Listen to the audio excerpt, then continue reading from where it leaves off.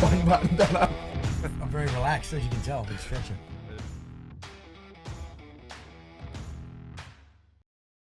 G'day guys, welcome to another episode of the ISS podcast. This one is a bit of a special one, noting that what's going on in the news with the Royal Commission. We decided to get some out-of-the-wire gunfighters together to go over the terms of reference, what we think. This is going to take about 90 minutes, normal podcast episode, and the people that don't have video and are just listening to this through one of the podcast audio apps, in the room, this is a group of people from most operations that the Australian Army served in the last 30 years. We've got Marshal Officer, a Section Commander, and a FBE veteran from 1 RR. Glenn Azar, 6 RR, mate. Sorry, I started out at 8-9, but my specialty then, I became a medic, so aviation medicine, Black Hawk, Iroquois evacuations through Bougainville and Timor for me. Going down, we've got Kieran Tui.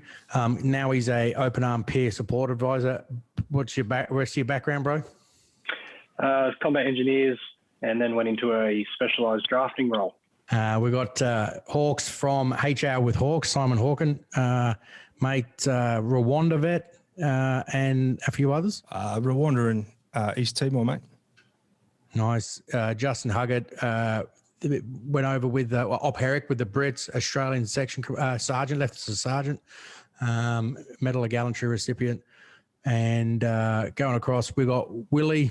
G'day, mate. Hey, guys. Thanks for having me. And we got Paul Warren down from MRTF fucking 2. I think that was our trip, wasn't it, Paul? Yes, mate, that's it. Yeah, MRTF 2. Nice. Right, let's get straight into it. So we've got a couple of questions here, and these guys are fairly, we go from involved in the space to just involved in mental health to just really caring about making the best sort of people that we can. We'll go through these questions, how it's going to roll. We're going to ask about 5 or 6 questions. We're going to send it to one person, and then we'll open it up to the floor for comment. And then at the end, if there's time, we'll go to a Chinese parliament. Righto, guys. So the first question I just wanted to ask, reading the terms of reference and how they are currently seen, do you see any gaps in the Royal Commission and what it's looking into? Hawks, you got any questions, mate? Look, mate, I had a read through today, and I was looking at Bravo 4, where they're talking about the availability and accessibility to health and wellbeing services. Just from my experience and the era that I was sort of in, my question, if they're going to look into it, is what soldiers' knowledge of the services that were available to them at that time? I do remember that, you know, there was very little known about what services you could access or what you could, what paths you could go down. And I think that was simply because of the hangover from that peacetime era, that this was all a new thing. So if somebody did have issues, there was very little knowledge of what you could do, where you could go, where you could seek assistance and those types of things as well. And I think they've sort of brushed over that area. They're looking at the availability and accessibility and what it is for people of today. But I think that's something they should look at as well from history is, you know, what was the knowledge? Was there really actually anything thought about or available to people during those earlier periods? Yeah, I think looking at the terms, because they've got to be so broad, they've got to cover everyone, hey, from right through and look at the whole problem itself. Hugo, mate, you got anything to amplify on that? Yeah, obviously everything that I say is only my opinion, of course, and it's not that I'm going to sit here and disagree with people because I'm an argumentative prick, but when the terms of reference come out, what I did is I sat down and I wrote out the 15 things that pissed me off the most. So I went through, you know, how slow the claim system is, you know, the discrepancies between entitlements when you get separated from the Army between officers and diggers. Paul and be able to tell you about his entitlements medically, and if Quirky was here, he'd be able to tell you the 2 different entitlements because of rank. So I wrote 15 things down and I went back to the terms of reference and I found a point in those terms of reference that would cover off every sort of annoying thing that I had written on that list. So for me, I think the terms of reference are pretty good. And what we need to do is we need to make sure that, as you said before, outside the wire gunfighters, we're very good at thinking outside the square and thinking laterally, and that's what we've got to do with these terms of reference. And if I can just go to Hawko's point about not knowing, what service is available, I would go straight to the terms of reference and look at ADF culture. I would stick that under ADF culture, a culture of not front-loading your soldiers with the correct information on what services are out there. So if we can think broadly and we can think laterally and use these terms of reference to our own advantage, I don't think there's going to be too many things we can't cover off on, And what I did even further, I took the terms of references and I broke them down into 3 parts. I broke them down into recruiting and pre-service, and then I broke them down into your actual service, as in I'm finished recruiting or I've got through the door recruiting to my discharge date, and then I broke it down to post-service life.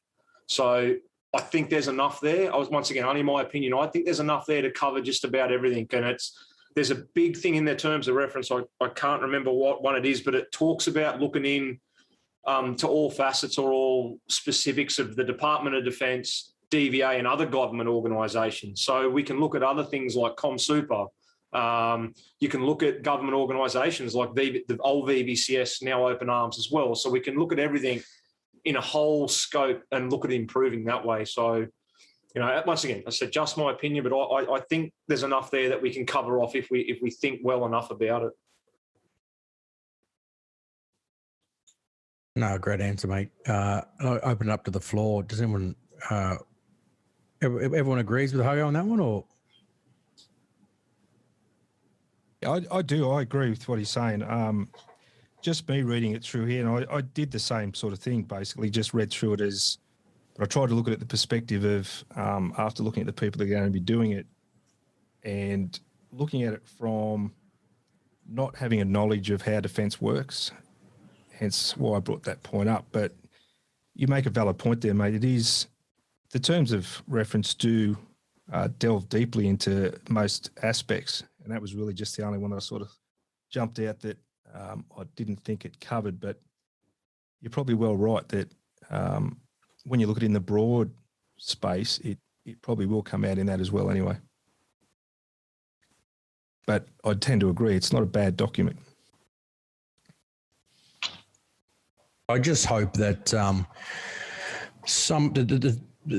what we've covered in the terms of reference and what we're going to do is, and people are going to, if it's going to be received on the other side of it. So the mums and the partners of people that have passed away, the people that think they've got skin in the game because they're emotionally invested in this, but perhaps don't have the actual understanding of the situation or what their sons have gone through or partners and whatever has happened. I'm just interested to see if specifically, I don't know if I saw drug and alcohol misuse and some of the other systemic problems that might be happening in defence, and whether that's covered or not. So it'd be interesting to see. I think you'll find, mate, that once again, if you want to look broad brush and open their marks up, impact of culture within the ADF. And, it's not a real big topic that we talked about, but drinking and alcohol culture was huge. We all used to just go and write yourself off at a boozer and sleep in your swag down there and smash the place up and fix it. And no one really said anything. So I think that little piece where it says the impact of culture, well, then the culture now was probably different to what it was 10 years ago when we were all flapping around, punching on in town and doing everything like that. So this commission has the power to look backwards. So we can look backwards to how the culture was and the way that culture affected people going forward. So, as I said, if we're smart about it, that, and those just little sentences and little, sub-paragraphs and subheadings in there, we can make them work for ourselves, providing we want to get in and ask the right questions. Yeah, I think it was probably a bit of a challenge for the guys writing this to put something on paper that was broad enough to cover all the issues that they wanted to cover, but also narrow enough points that they were hitting on all the big ticket items that the veteran community was so vocal about seeing in the terms of reference. So my personal opinion is, when I read it, I was glad that it was pretty broad brush. It was good to see that they are really trying to cover all bases, like Hugo said, before service, during service, and after service. And they've also tried to hit on some pretty big key points, like Hugo said again. Alcohol and drug abuse is a big one. ADF culture is another big one that, the veteran community, especially the young veteran community now, is sort of clamoring about having an investigation done into these very specific things. So, yeah, I'm pretty happy with it, I think. In reference to what Hugo said earlier, I think they do need to look at it. Sometimes they, do try to apply this, one size fits all approach. But really, when it came to us, and Coco will testify to this, he was entitled to a university education, but because I was a digger, even though I'd lost a limb, I wasn't. And that's probably ADF culture as well. They look after people that are more senior rank and not really take into account the individual's future needs once they leave defence. Is that a hangover from the old days? I mean, is this everyone knows the story of the monkeys in a cage in the army, and that's the way we've been doing things. That's the way it's always been. We don't really know why, but that's the way it's always been done. Is that just a cultural or class issue from, 50, 100 years ago, where diggers were cannon fodder and the officers were the people that, controlled the battle, the gentlemen people that controlled the battle? And is that just a residual, or are we, I think it's wrong that different people should be given different skill sets when they move out, right? I think, Max, it's one of those things, like you said, it's just how it's always been done. And there's so much you see in defence, everything from, section attack tactics through to this. No, this is just the way we do it. It doesn't matter if there's a better way. This is the way we do it. And those who stick their head up trying to push a different way to do it end up getting, hammered back down. And a lot of those good guys who would have instilled something different end up pulling the pin and saying, get stuffed. I think one of the big things is, to whether it may be some element of hangover, but also to look back and go, well, it doesn't have to be the way we do it. It's just the way we do it. No, great point, mate. It'd be interesting to see what sort of impact this is going to have, and going back to the culture piece that we were talking about. Is it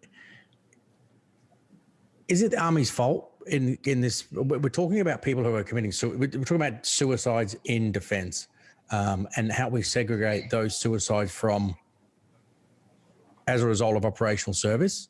Or what about a 19-year-old kid that's just been in the Army for 6 months? Is that defence's cultural problem? Did he, and this is some of the problems that have come up, the kids have committed suicide within 6 months to a year of being in service. Is that Army's cultural problem? Is that Army's fault? Or is that society? And it's more probably to you, Glenn, can probably speak to this, is that, I think it's a Western epidemic, the poor mental health, the lack of even what do they call it, like a rite of passage as adults, or people teaching people how to act and how to be and how to cope with things. Yeah, mate, that's a really good point. Currently, I think in Western society, we can clearly see a lack of resilience and so on. I think COVID certainly highlighted where people sit on those sort of fronts. But, I don't believe you can blame the military on a cultural issue in such an early stage. I think obviously there's been some issue ongoing that's brought them to that point. I wouldn't imagine it's, being called out into the hallway with your sheets over your shoulder, if they still do that. I don't imagine that's what we can say is causing the problem for these young people. So that's a totally different sort of stat. From the point of view of mental health in general, yes, the longer we spend in, the more that we see, obviously, the more that we have to deal with. And we do have a culture, and I actually work heavily in the construction space, who interestingly have very high stats as well in the trade space. Depending on what stats you read, actually higher than what military veteran suicide is. So I think they're just both tough alpha, male or female. It's an alpha sort of environment that creates us not wanting to talk about stuff. We've all been through, I'm 49, so I've been through, particularly when I was in the malingering, if you ever went and spoke to anyone about anything, particularly mental injuries, obviously people just didn't talk about that stuff. That's probably a little bit more talked about in the general civilian space now. I'm working a lot in 11 to 17-year-olds, youth development, so on. I find a distinct lack of resilience in these young people, and a lot of it comes down from the parents and society. So, of course, if they get put into an environment that's pretty tough, like the military, it could be that that straw that breaks the camel's back. But I don't think we can blame the military for it, in my opinion. Somewhat, in my opinion, I think we can blame some of what I've seen, because the last 18 months of my career, because I was downgraded to J like a million with my tumour, I put a lot of weight on a lot of the culture I saw within my section of broken guys down to poor recruitment. And that's one of the big cultural things. I'm like, Boom. This guy, Poor recruitment, Willie. Got it. This guy should never have stepped foot into the infantry. There was guys, I'm like, you're a lovely guy. I get along with you, but what the fuck are you doing at this unit? That's an alpha male workplace. And that's the way it has to be for warrior culture. If you want these guys to go over the top of a trench and potentially just get red misted, the culture that, you know, the army want to have on social media can't be the same culture that we fight with. It just can't be. And all these guys, or not all of them, but a few really lovely guys, it came down to you should not have been recruited. And one of the guys we ended up administratively separating from defence under my command at the time, he was deemed unsuitable at DFR by the psychologist. Unsuitable. Well, the secos got him a psych test at Kapuka and was deemed unsuitable. The exact same happened from the secos at Singo, but through all three things until he got into the 7th Battalion, he was pushed through. And whether you liked him or not, you have to feel a bit sorry for this bloke has been absolutely just funneled, pushed through of something that day one he was said, this guy shouldn't be in the job. And, you know, the culture at DFR, and I know that there is a monetary incentive then to push people in, it just doesn't fit the product that comes out at the end. And it may come out, you know, 6 months in, or it could come out 6 years into your career. If that's the case, and I couldn't agree with you more, mate, you've got to point the finger at defence in a certain way. So someone, and I can vouch for this, I spent 2 years as an instructor at Singleton, you know, 10 years after or 11 years after I was a trainee myself. You farted too loud, you were going to get back squatted when I first joined. Fast forward 2 years, mate. In 2 years as an instructor, I back squatted one bloke, and it took a near miracle to do it.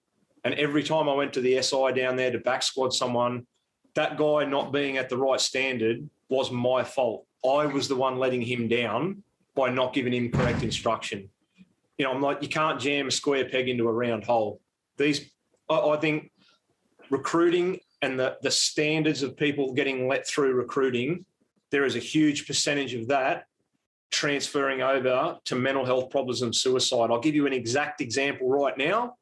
Here in Townsville right now, there is over a dozen soldiers, if you want to call them soldiers without being disrespectful to them, that are medically downgraded for mental health injuries because they've failed their BFA. Now, how does that fit the mental resilience or the mental toughness of someone who's, at the end of the day, regardless of your call, you're a rifleman first, you fail a BFA and you end up with a mental health injury and you're medically downgraded. So I think the recruiting is the start point for this, and you've got to do this big jump from recruiting to the CDF and go, what are the standards that we are accepting to recruit into the ADF? You know, you go back 20 years and the fence around the ADF was 10 foot high, and the civilian population couldn't look in to see what's going on. A weak, spineless ADF headquarters and these PC generals lowered the fence to get everyone to look in, and all of a sudden training practices are, you know, bastardization, and you can't treat people like that. Fair enough. Look where we are now.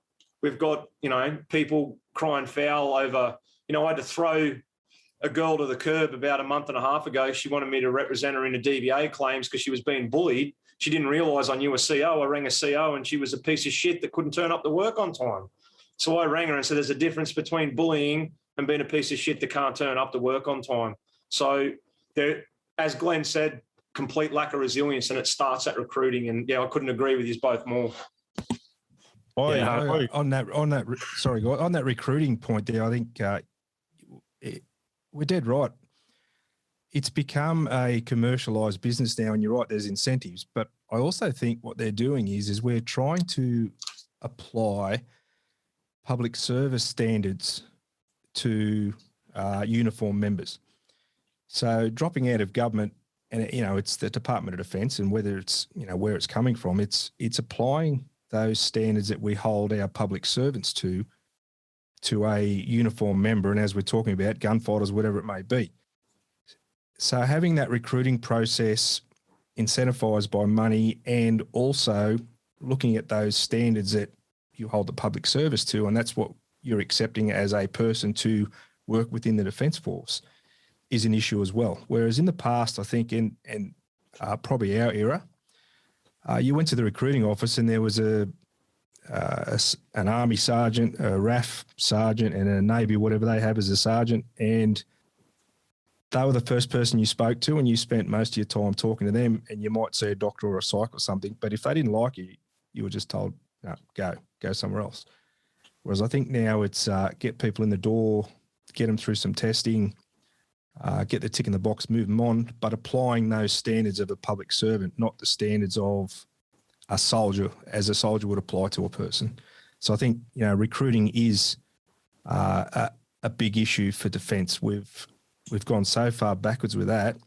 It'll be a struggle to bring it back up again to getting people with resilience. And it's not that people aren't so much, it's just that we're accepting those that probably aren't suitable. Whereas if we looked harder and worked harder, we'd get the higher quality people in any of the services. So I would agree 100% with that with recruiting. I think it's the first point that needs to be seriously looked at. So I think that's got to do with diversity targets as well. We've somehow allowed the PC world to come in and take over, the unusual circumstances that we've all found ourselves in on operations or in service. And I just came out of a HR department with defence industry, and, diversity can sometimes override capability. You want to achieve all these diversity targets and then you lose your capability. And I think defence has gone the same way. Yeah, a couple of points. I think, gents, and I agree with everything you're saying at the moment. Informed consent is one aspect of joining the military. So I remember stuffing up and hating the army. I think I scratched FTA into a tree at Shoalwater somewhere. Anyway, I thought I was funny and cool. And they said, you joined the army didn't join you. I said, yeah, but I didn't know what I was signing up for. And then they say, yes, you did. I'm like, I actually didn't. I was 18. I was in a honeymoon period, and the literature is pretty clear that when we're in a honeymoon period per se, we're wearing rose-coloured lenses. And so the background noise doesn't come in. You're just thinking about what you think you want to do. The other point is a philosophical one. Nowhere in us as young men growing up in society, if you had a list and it said, here's a list of things that we've given you, tick the ones that a warrior does. So fights war, tick. Talks about feeling sad, lonely and depressed. No, I won't tick that one. In the definition of warrior, nowhere in there does it say the person can articulate a certain way when they need to. And I'm not saying that they should either, because there's also two parts in this argument. The old guard, I'll just use that term, and they're worried about capability. The new guard is really pushing sensitivity. I don't think, and I think most people agree with what I'm going to say, that when Huggo was talking about the 10-metre fence that no one could look in at, our warfighting capability behind that fence was pretty friggin' high, but we do know we had guys jumping out of the windows at Kapuka taking their lives because it was a really, really intense time. So I don't know what the answer is to that, but I sure know that capability's gone down because sensitivity's come up. And because sensitivity's come up, people are given a space, a safe space, sorry if I triggered anyone, to talk about what they think they need to talk about. And in some respects, jumping or falling off a horse, the best therapy, let's use that word, we have to grow resilience, because the other term that keeps coming up is resilience. Resilience is a fluid faculty. It comes and goes, it ebbs and flows, and you'll be resilient in one area like warfighting, and then you get out in Civvy Street and you've got 0 out of 10. Resilience changes, ebbs and flows. So there are so many dynamic factors in this. I think culturally, informed consent, say, Kieran, this is what we do to your brain when you join. This is how it works. This is what you're going to become a part of. Let the person know clearly so they're nodding. And will that stop it? No, but I think it might help it. And then the other factors that everyone else has talked about. Capability, when Hugo was talking about back in the day, sharpest spear you could find.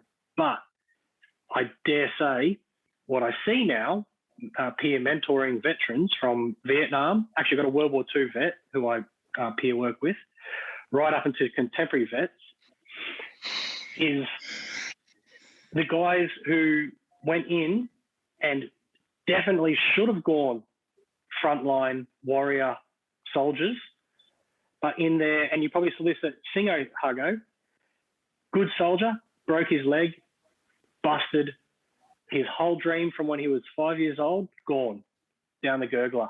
Now who am I?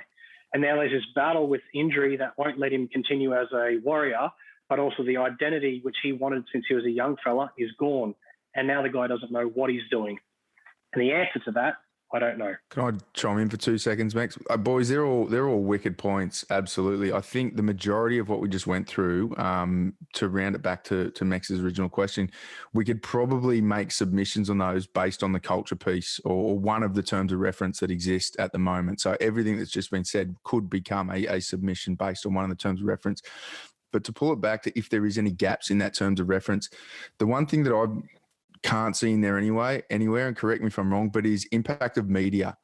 And that I don't know how it's going to get put or raised in this, but I'd love to get other people's opinions. Like I am a firm believer that identity and purpose are fundamental to human mental health.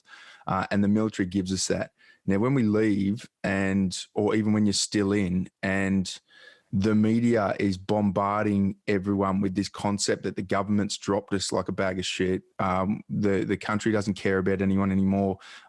Everyone that went to war is a war criminal.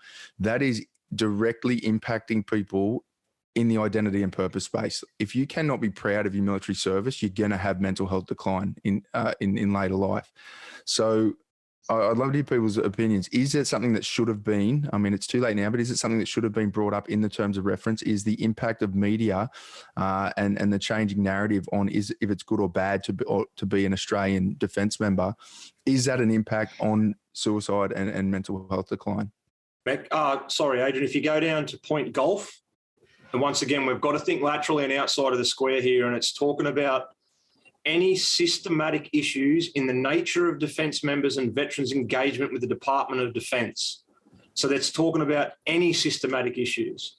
So engagement with the media and their portrayal of soldiers, the media and their portrayal of veterans, if it's negative, if it's good, if it's having a negative impact on mental health, it is a systematic issue in the nature of a defence member and their engagement with the defence department. So it was one of the things that was written down in my 15 points, mate, and it took me about 10 or 15 minutes to find something to go with it. I've got my folder over here, but there's a couple other you could go. You could go back to the culture, but I was looking for something more specific, and I went to that. I just keep going back to this thing, systematic issues, and it's a sexy word like security.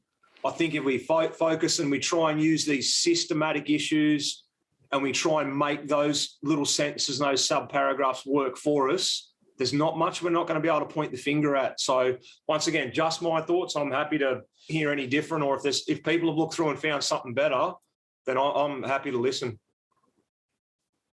I think that's good, mate. I think you're right, because that point that you brought up, I don't know how many times I hear this, and not being an Afghan vet at all, people will say to me often, these Afghan vets, they've got up to a lot of mischief over there, and you correct them and you say, look, you're tarring a large group of people with a very tiny brush. And so, yeah, I think you're right. That is an issue, that media part of it. But I think what Hugo's saying there, it does cover off on it, because it's, that's part of defence. They throw that out there. They allow it to get out there. And it would be having a big impact on probably even you guys, because there's that perception that all Afghan vets in some cases are bad people. They've done the wrong things, which is definitely untrue. But I think that would have a massive impact on some younger minds. I think there's just as much of a large impact not only from, your typical media outlets, but even from, well, I'll put the term toxic veterans, as far as, people on Facebook and Instagram, whatever, really bashing where they served. Oh, DVA won't help me do this and that. And it sort of breeds in, well, if he can't get help, I can't get help. Therefore, there's nothing. And like it or not, most of the people yelling and screaming online probably shouldn't be entitled to some of it anyway. Because I know myself, I've had it's fairly smooth sailing with DVA as long as I've stayed on top of it. But it seems that there's a million other blokes out there or men and women who are just so toxic to our own community that it's making it really bad. Like me as a 25-year-old, if I see Channel 9 or Channel 7 or whoever bashing vets, I'm like, oh yeah, go fuck yourself. And I think nothing more of it because you're just some cuck. But if I see someone who served in uniform, who signed that dotted line, then carrying on about anything, as far as how shit the system is, how shit people are in it, that to me has far more of an impact, and not bringing up legitimate, logical points that improve anything other than really their own financial well-being.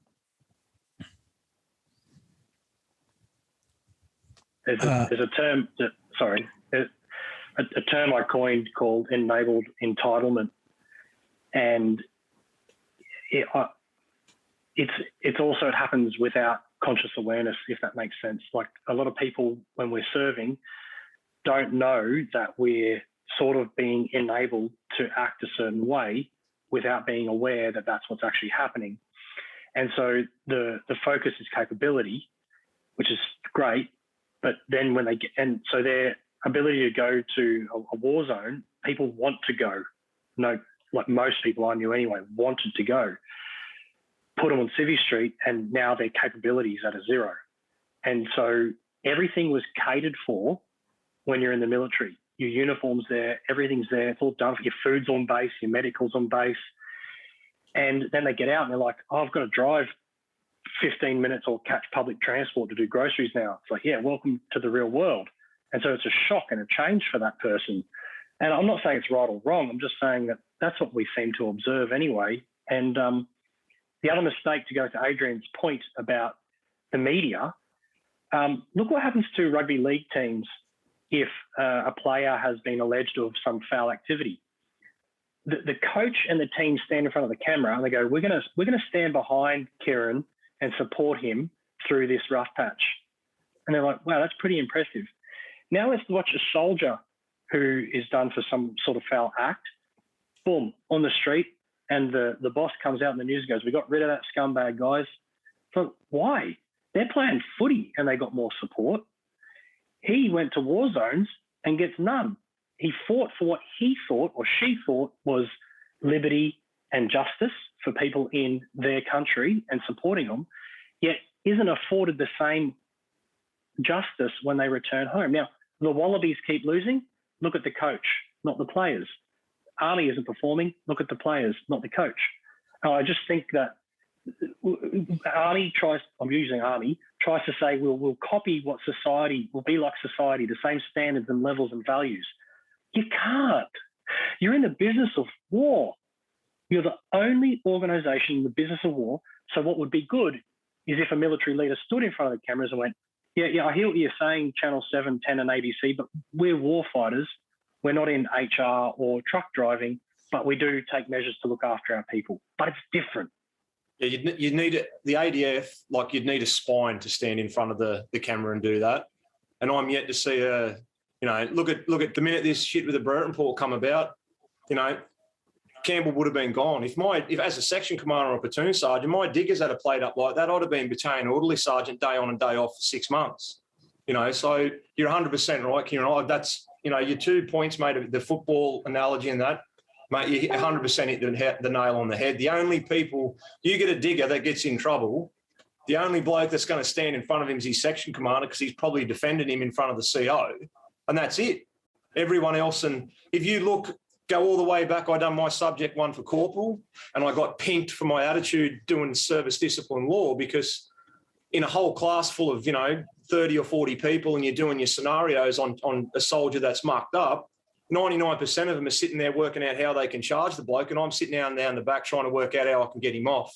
And that was my mentality. I'm not there to charge my diggers. If you've got pissed and if you're a chronic fuck up, then yes, I'm going to throw the book at you. If you're a good soldier and you made a mistake, you better believe I'm going to read between the lines and have you walking out of there with no charge on you. But that's the problem. You look at the ADF culture and the junior NCO culture, it's drilled into them. Here's these soldiers. If they fuck up, you step on their neck and don't get off until their eyes pop out and they're blue. Well, that's wrong. We should be standing up for them, whether it's a discipline issue, whether they've got a mental health issue, whether it's a colossal stuff up. It just seems to be thrown to the wolves. He's gone. That's what it's all about. The boys from 1RL, like Max and Adrian, will probably be able to touch on it more than me about the guys that got all from 1RL that all got booted over a bit of a scandal there. I don't know whether I'm allowed to say out loud what happened, but that was, the CO at the time then just looking to cover his ass and throw people out the door. And from all accounts, a good group of blokes may have slightly stepped off the track, but is it warranted that you ruin their life and throw them out of the army over a situation that, was a politically correct decision at the highest level anyhow, that we all predicted what would happen? No, they're just thrown to the wolves, mate. And as you said, as Glenn's talking about and everyone else, then you start having these mental health issues and losing identity after a broken leg and getting out. And it just snowballs into a terrible situation. So, yeah, great comments, Kieran. I couldn't agree with you more, mate. And Huggo, and the best example of how they're getting this wrong and not even understanding who's injured, who needs support, who's doing the right thing, who's doing the wrong thing, is the Invictus game system. Going to the first one in 2014, captaining the second one in 2016, I quit after that.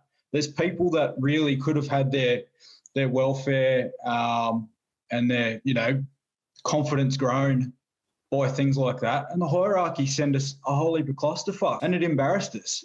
That is just one example of the decision makers not even knowing who their people are and who should be supported and looked after.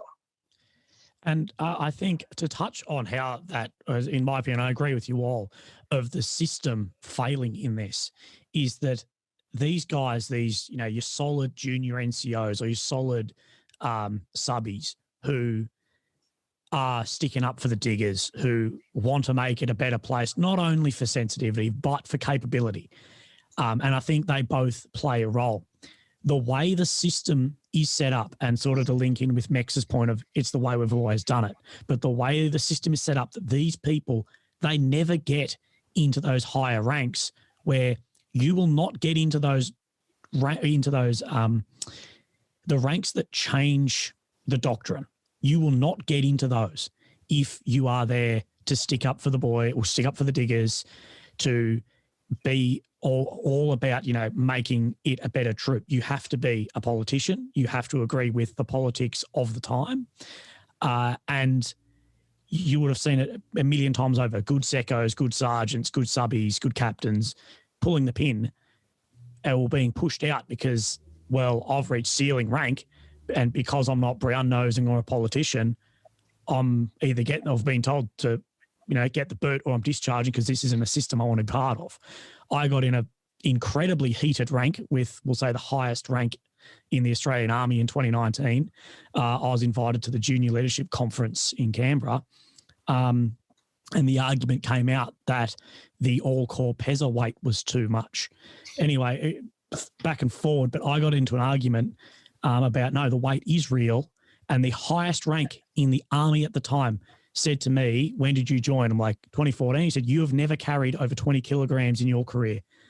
And it was, I'll say, fairly heated. I said, mate, heavy weapons background, whatever, infantry, I've never carried under 40 kilos in my life. And he basically, Corporal Williams from 7, he's like, I'll be talking to your fucking CO because you are lying to the highest rank in defence. No one since 2012 has carried over 20 kilos. This is in a room full of 1,200 people. The highest rank in the room called me out in front of 1,200 tri-service members and called me a liar to my face, and that he'd be in touch with the CO at the time of my unit. that's the representation we have at the top. And does that person sound like he was a good bloke as a LT captain, mate? No. We need a system that can actually excel these people that give a shit about the boys. We always used to joke around the NCO office. If you're going to get a promotion, just fuck the boys, look after your career, you'll go up. We need to actually make it that, there's some level of not just political driven bullshit. You actually have to be good at your job and liked by your subordinates. I think the biggest point to get out of there, Willie, is that, for all the people out there that are massive fuckheads, you can aspire to be the highest rank in the military. There's hope for you out there. If you're a massive fuckhead people, you could become CDF. Signing yourself up. So, we're talking about putting in 360-degree reporting, right? Which I think the Americans actually implemented it at some point. They do 360 reporting in their system. So if you're and don't get me wrong, just to clarify for people that go, well, you need people to produce fucking war fighters and you can't have for the boys. When we're talking about for the boys, I was pretty hard on my lads in training and I looked after them. So we're not saying that you're fucking like a ship and you're just mates with them and you just let them get away with shit. Those boys that generally that look after their fucking section are generally the hardest on them as well and have the highest level of expectation from them because they know at the pointy end what could happen if they're not trained properly and if they carry on doing dumb shit like that, right? We talk about why. Sorry, mate. If they understand why you're the hard taskmaster, I think that's that they get that and they thrive on that. One of the things I think what we're talking about here is I and correct me if I'm wrong, I believe that the ability for a junior leader to make decisions now has been eroded as well. I think, and it's probably to do with technology and call me the old fart if you want, all the bloody radio gear and the headsets and all that sort of thing. A decision which would normally be made by that section commander and he'd live by his decision and die by his decision now seems to get pushed up levels to make the most basic of a decision. And I think that's in a lot of the cases there, that's coming back to what we're talking about is as a young NCO, if you can't make these decisions and you're not left to train your own soldiers and you're not left to deal with these discipline issues on your own without having to throw the book at people and those types of things, it's driven into you by high that we make the decisions. It's how it works. I think that's eroding it too because the junior NCO then has that attitude, well, fuck, what the fucking use am I? Why am I here? So I think and correct me if I'm wrong, I think that's been eroded as well in the system that, young leaders don't get to lead as much as they probably did in the past, which is... Yeah, Simon, just to, I guess, agree with what you're there. I'd say in this group, I'm probably the most recent NCO to leave the defence. The leadership of what you can actually do, the NCOs are as good as they've ever been, if not better. But what they can actually do now, you've got no control. If you have one little issue that you could resolve with, hey, mate, don't be a fuckhead, or hey, boys, we're going to go do this, you have the amount of rope you've got to do with any now is nothing. The capability of what is left to the secos is gone. This was the biggest thing every time we had a meeting with the CSM of the full tracks or Lance Jacks about, what is the problem you see? It always came down to you have to empower the secos again. Why can't I grab my section? And secos are not allowed to run section PT anymore. Secos are not allowed to take the boys into the CTA, the combat training. They're not allowed to do basically anything. If you want to increase the capability at that level, you need to re-empower the secos, Simon, just to agree with your point. Yeah, I think you're dead right. And look, Huggo touched on it earlier too. If a digger fucked up, you would punish him, but it wasn't a charge. It was something relevant, but you'd punish them all and you'd go along with them as well. And I saw it towards the end of my career too. When I got out in 2007, that higher level of leadership imposing itself on the juniors, and that level of leadership was eroded heavily. And I think that's a whether it has anything to do with suicide, I'm not sure, but I think if a young leader knows their soldiers, trains their soldiers, understands their soldiers, and falls back on that point we talked about before, doesn't think that soldier should be there, they should have the ability to push that up the chain and say, look, this guy, he doesn't fit. Maybe we should be sending him off somewhere else. And if that's been eroded, that's an issue as well. I think it's a sad point if that's got to the point. But I do agree with your point there, and don't ever get me wrong on that. I have the greatest respect for the younger soldiers and the junior NCOs now, and I talk to a lot of them, and they do the best they can with what they have. And, I do have a lot of respect for them. Mate, that was a big one. What about so moving from culture and probably one last amplifying comment? Do you remember when the boys were a bit naughty in, I don't know, it was like pre-Iraq, 2007, 2005-ish, and there was some photos about the boys standing on and dressing up as as Taliban, and the guys had AKs, and John Howard got it in the news, and they were like, what are you going to do? And he's like, it's just the boys being boys. And it just went away. As soon as you went to the head of the Australian, and he's like, it's just the boys being boys, letting off some steam, don't worry about it. And they didn't worry about it. As soon as we give it air and it generates, the media get a hold of a whiff of it, they're like, let's run this for days. You see any incident that happens in the media these days, there's probably only one source and there's one photo, and they'll keep replaying that and just spinning it up into be, I think we're a product of the media. So moving from the culture piece, do you think that housing, this is taken direct from the terms of reference, housing and financial commitments have an impact on, do they have an impact on veteran suicide? So and I'm assuming in this,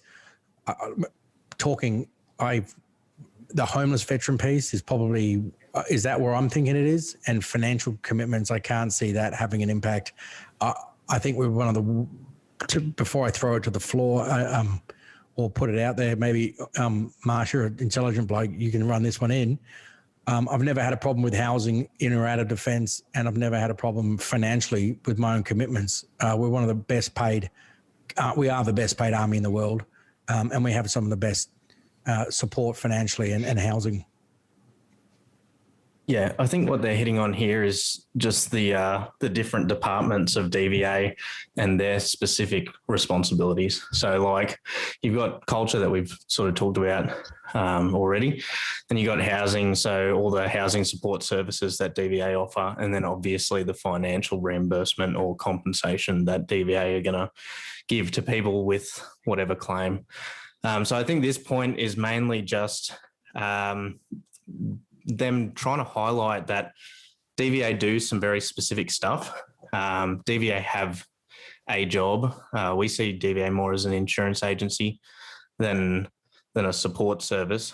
But I think what they're trying to hit on here is DVA's sort of narrow mindset, narrow view of what their capability is that actually impacting veteran suicide? So is the claims process and its failures or not failures, is that resulting in dead diggers or dead soldiers? Is the housing services, like you can get a bloody cleaner for your house, is that not getting a cleaner, is that going to result in a dead digger? I agree with you in the sense that I don't think DVA's services have a huge impact on whether or not a soldier is going to resort to suicide. I think that we do have access to, like you said, some of the best, support services post leaving, and the best financial, financial commitment in the military in the entire world. We're getting paid shitloads of money in comparison to, say, the Brits and the Yanks. And we're getting paid even more to fucking go overseas. And then when we leave, you get bloody tinnitus and you get tens of thousands of dollars. So I don't think these things are resulting in dead soldiers. I think where they could go with this, though, is are soldiers' basic needs being met once they leave? If you look at something called Maslow's hierarchy of needs, if anyone knows what that is, it's basically, do I have a house over my head? Do I have enough money in my pocket to survive? Am I able to eat? Am I able to sleep comfortably?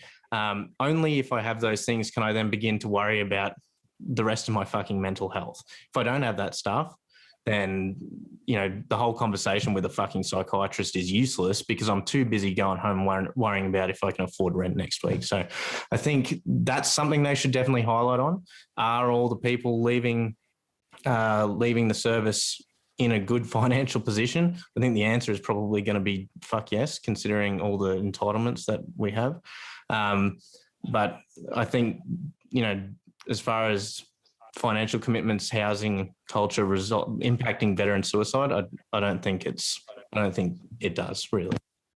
I think there's another angle within this as well that I think probably the best touch on it would be in the book Tribe by Sebastian Junger, being that sometimes our financial, I guess, with pensions are so good that it doesn't force people to re-find a purpose of what to do. You have these guys that have, a back-ish injury, get a Class A pension. I saw it all the last couple of years. There are guys that are completely fine, honestly, Class A pension, sit around doing nothing. They had a purpose in the military, even if they fucking hated it. They had a reason and a purpose to get up at 6:30 a.m. and go to work. And I think there's some of this, there may be some gap, and I'm happy to be completely wrong on this, that sometimes what we are offered when we leave, the best financial decision you can make is getting injured in the military and leaving with a payout and a pension.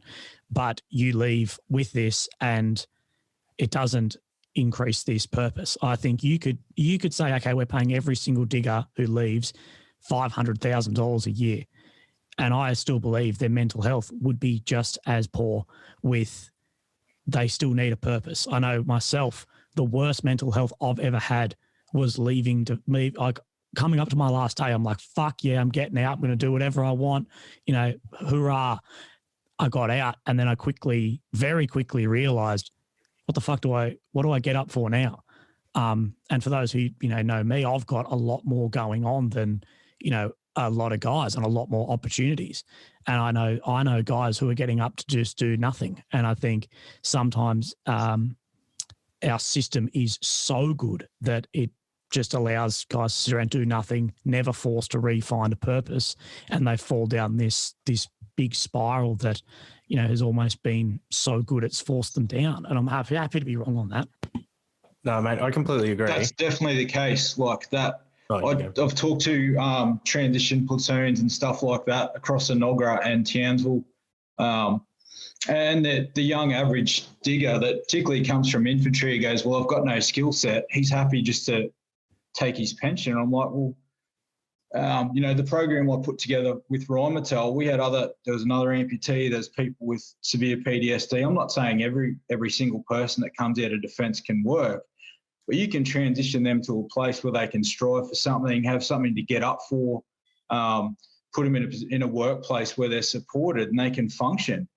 And then when you look at dollars and cents amount, well, I'd rather take a little bit of a smaller pension, but put my wage on top of it, and then I'm putting more super away for when I do retire as well. Like, I think the housing and financial situation is sort of hidden behind maybe a bigger value where they're just not enabling people to be able to transition successfully into the workplace.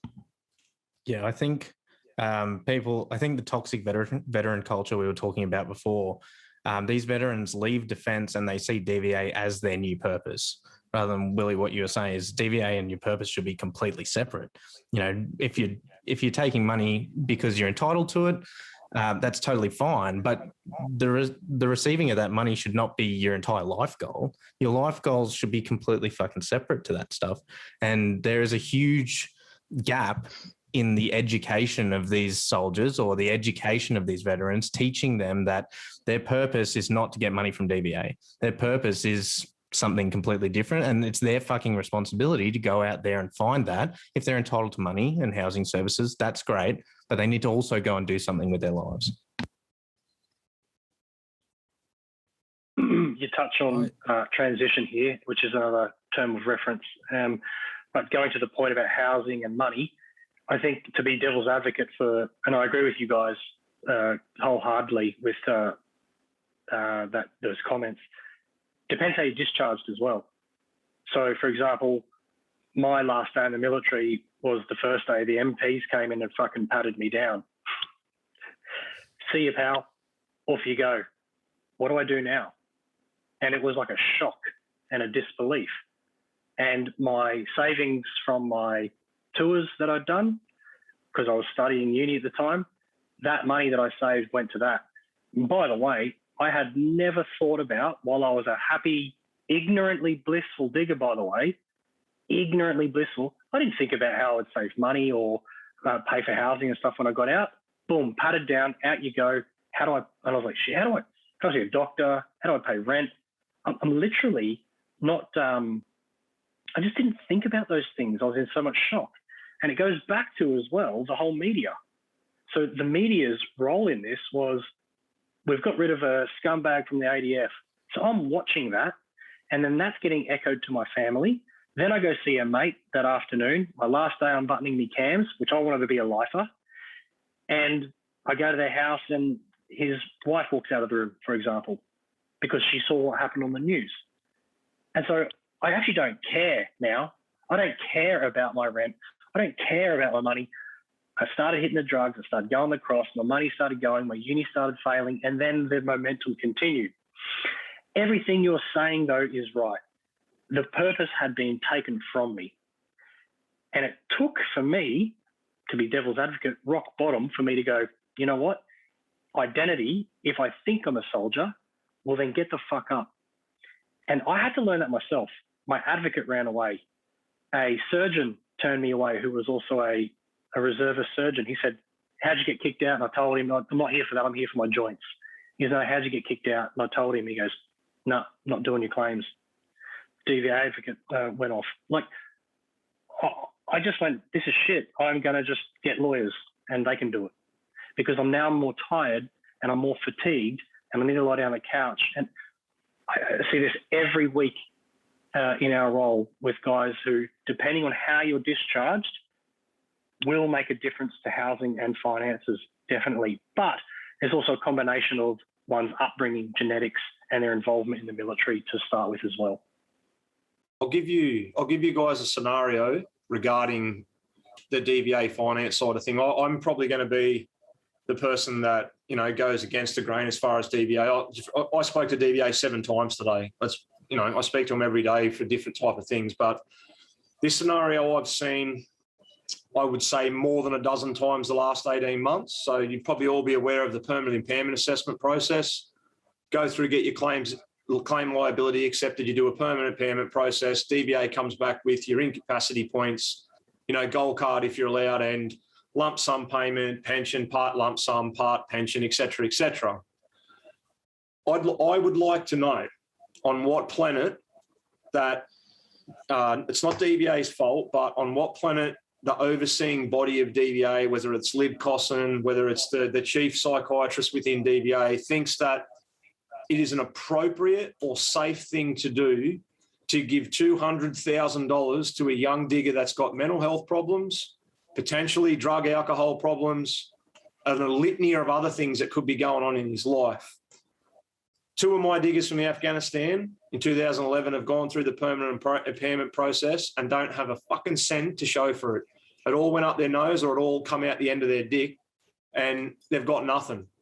So as far as the DVA finance thing is, I think the DVA ComSuper finance side of the thing is the most generous package in the world. I've had a look at other packages, the Americans, Kiwis, Canadians, nothing comes close.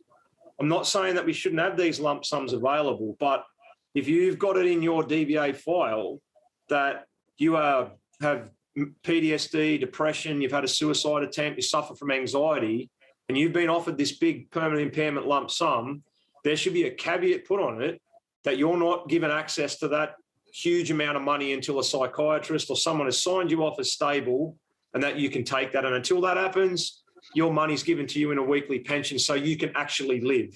Every Thursday, you get some money in your bank account so you can buy some Sayos and Maggi noodles if that's all you can afford or that's all you're living on. You can put your in-cap payments with it. You can put your emergency veteran payments and your assistance housing with it. and you can live and survive.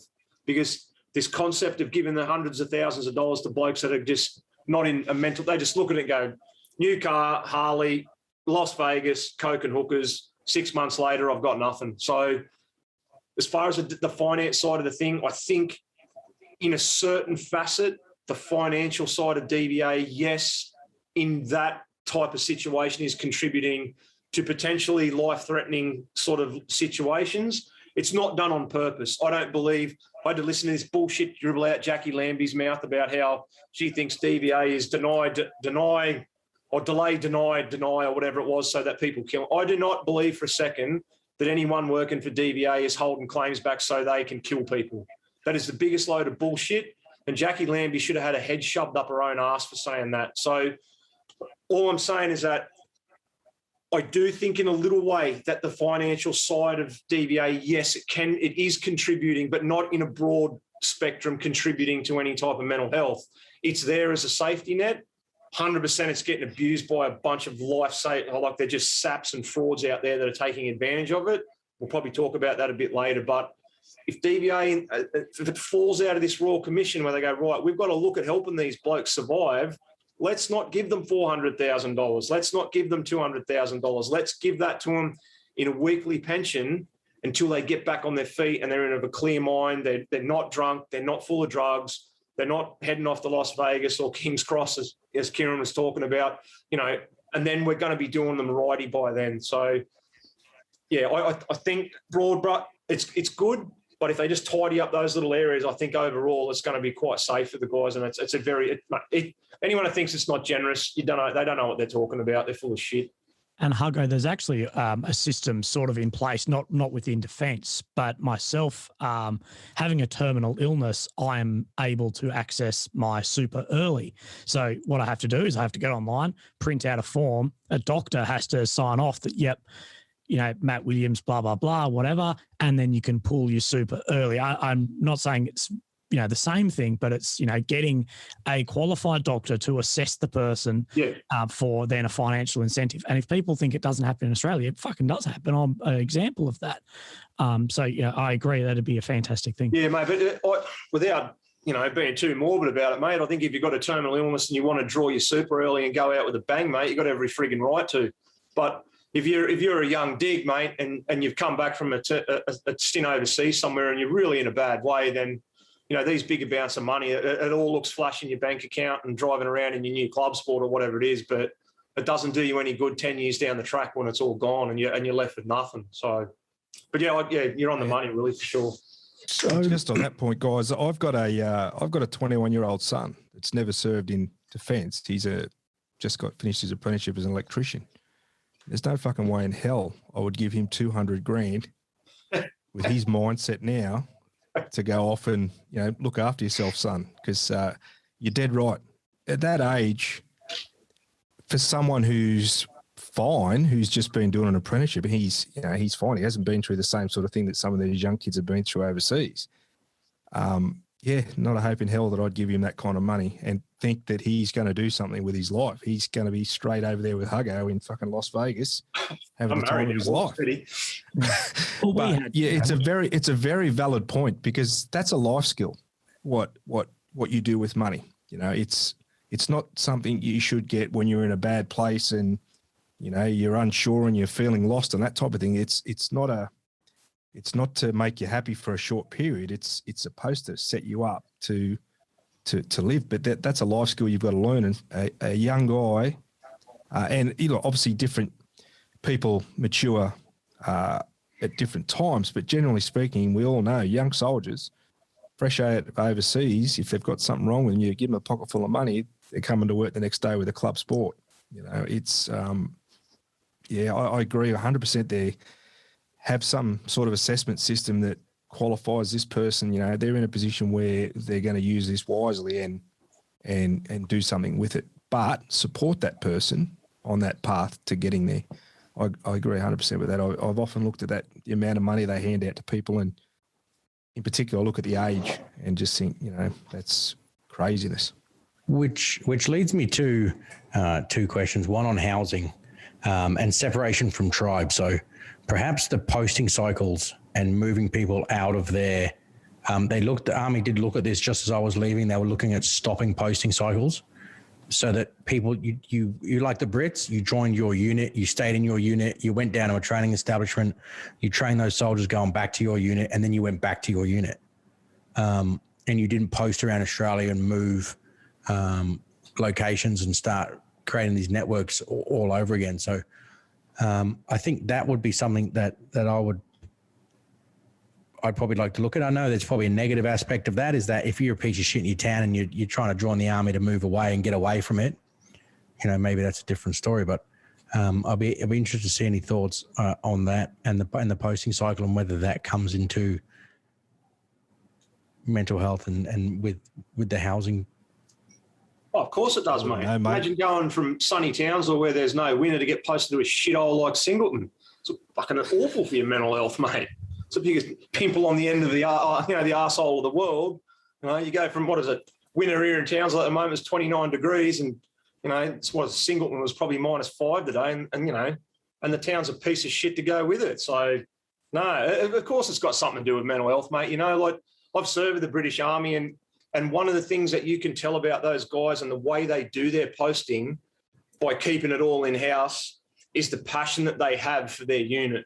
So you will be very quickly found out if you're a sack of shit, and you won't be wanted there. You'll be speared off in a different direction. So, if as a 2RAR bloke, I was very lucky. I left 2RAR as a full track, 2 years in single, and come back as a snake. So I more or less tracked the British Army style way. And I'm glad I did, because it would have been very hard to get passionate about a job in a unit where I didn't want to be. So, and then you look at the bigger picture for me is CSMs, RSMs coming back to the unit that have never served in the unit.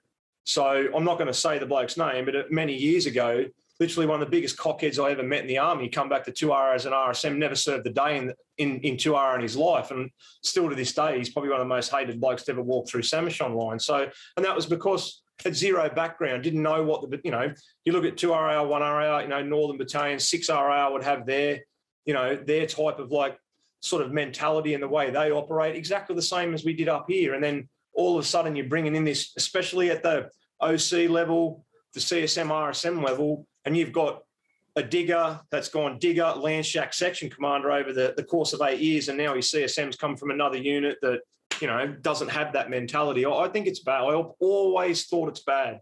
I love the concept of you march into 9RR or 5-7RR or whatever it was at the time, and you get to stay there. If you want to leave, well, so be it. But if you want to come back and stay within your own battalion family, I think it's a great thing. And it was always a bugbear of mine. And the biggest argument that I ever heard, and I don't know, you guys that went through the ranks to hit sergeant, the biggest argument I got given back to me was that, oh, no, if you leave the battalion as a full track and you come back as a sergeant, you won't have any respect back there because you'll be too familiar. Well, you probably shouldn't be a sergeant if you don't get respect, eh? Mate, that was my argument. I said, if you fed me this bullshit line about being a subject matter expert to get me to post a Singleton in the first place, so you've blown wind up my ass there, and now all of a sudden I can't go back because I'm going to get no respect. You must post some of the biggest fuckheads in the world, the schema that, feed you that line. So it's, mate, I don't get it. I love the family mentality and the tribe, mate. We're infantry soldiers, mate. The tribe mentality is what drives us. It's what makes you fight the bloke that's a foot taller than you in the pub. It's the tribe mentality. So when you go screwing around with the diggers tribe mentality, you play with his morale, you play with his combat power, and you don't do that. It's two things as a commander you should never do. You don't play with morale, and you don't play with combat power and combat effectiveness. So, I know that's a big broad brush thing, but it comes out of tribe. You can't, and I'd argue it with anyone that does. And it makes your record. Well, look at schema. You just mentioned schema, mate. Like, they need a proper boot in the arse if they're going to review things. Like, an example of that was right in the middle of my rehab. I'd only been home from Afghan for a couple of months. Some warrant officer from schemas on the phone, just adamant that he's going to post me out of the unit. Look, mate, I'm like right in the middle of my rehab, and this warrant officer goes, "Oh, another one of these diggers with a back injury, is it?" I called him a 4-letter word and let him know. And that's how out of touch they are. And we rely on these people to be moving significant pieces around for our defence force. That needs to come under review massively. I think you see the biggest gap in retention is that 8 year when they're literally like, you go on a Singo, mate, and they're like, I'd fucking rather discharge than leave. But if they knew they were coming back, it's different. You go and do, you pay, do your licks, train the next generation of boys, come back. I think you would have the turnover. I don't know, Marty, what do you reckon, bro? Well, I went to Singo for a year. I don't know, the 5 year mark, I think. And at the end of that, I was pretty much ready to call it. When I got back to one, I had to sit down with the CSM because there was a bunch of shit going on. But at one point, it was a choice between discharge or even go back to Singo rather than the bullshit they were going to put me through. So it ended up being a discharge in the end. And I think you're right that people get to a point where they're being pushed out of a family they've known for 4, 5, 6 years, and their option is go spend time with a bunch of people that they want nothing to do with, or discharge and maybe hang out with some of the boys that are already out, or maybe go back and actually see their real family. I think the retention problem is a very real thing, and if schema are the ones ruining it, then absolutely they should be looked at. I think retention also comes down to the way the unit's being managed. A couple of people have already said it. The CSMs that are coming back that have never been in the unit before, the OCs, the COs that are taking battalions in a direction that, is going to look good on their CV, but doesn't actually look good for the battalion itself. You just get all these people fucking off instead of hanging around to make the army a better place. Retention is the biggest issue I saw in the final years of my career. In the final year being 2020, all 9 section commanders of my company discharged, me being the last one. All 9 gone, 4 or 5 of the Lance Jacks went. Therefore, you're looking at, 13 or 14 diggers, most of which hadn't done sub 1 or 2, having to step into positions. And this just takes so much experience, so much everything out of the unit.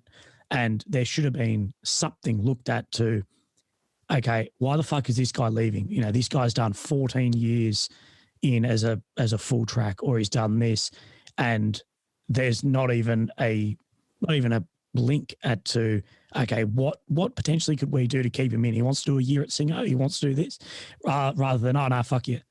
We'll just make someone else up.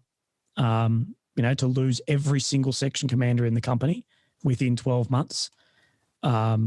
Just ridiculous. And no one saw it. No one saw it as an issue. It was just, we'll just make someone else up. Was this at 7 RAR, Willie? 7 RAR last year. I can tell you now that guy affected the discharge of whole sections into RAR. And not only that, it pushed into guys who are getting out medically, pushed them absolutely out the door. Like myself, I was like, well, look, I'm happy to do this, happy to do that. I had other things coming in career. Next thing, here's your notice on your medical set. And it was like, well, what the fuck is going on here?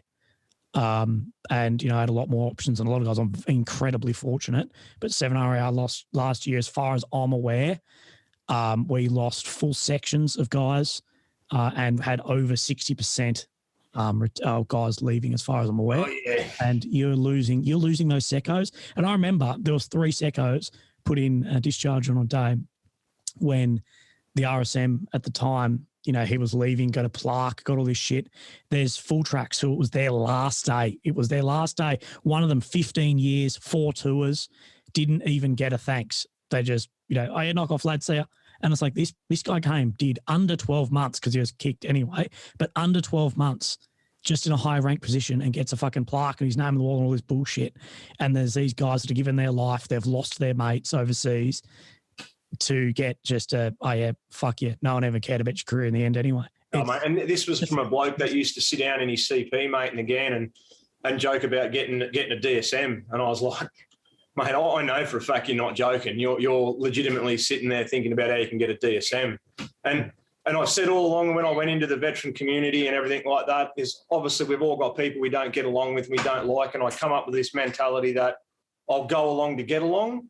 My wife's just snuck into the room and she knows exactly what I'm talking about as well. So, yeah, it's It's shocking, mate. Yeah, and as I said, it just goes to show you the dangerous thing about really bad poisonous leadership from the top. So it's, even those hardened section commanders, mate, they won't tolerate it, and they can't put up. It's bad for their mental health as well. And when you were talking about your section commanders leaving and not getting the plaque, I remember med discharging out of the army, mate, and I got a gift. It was my sergeant's mess bill. So, yeah, that was my gift on after 14 years in the army, a bill from the sergeant's mess. And when I told the RSM and the brigade to shove it up his arse, or if he wanted me to pay it, to drop the bill off to my house, and he done neither. So looking at tribe and that leadership, and family come up a few times in that. I think this posting, I don't see where the actual posting cycle is in the terms of reference and that family unit. But I'll be actually looking at making a submission. And when I spoke to some of the guys in the RAR Corporation, making a submission into some of these and drawing down some of the transcripts from this. The last question I want to do just before we head off, and I know we're running a little bit out of time, and I want to just keep this. We've answered a little bit of the question already, but my answer is retention came up quite a bit, postings and moving.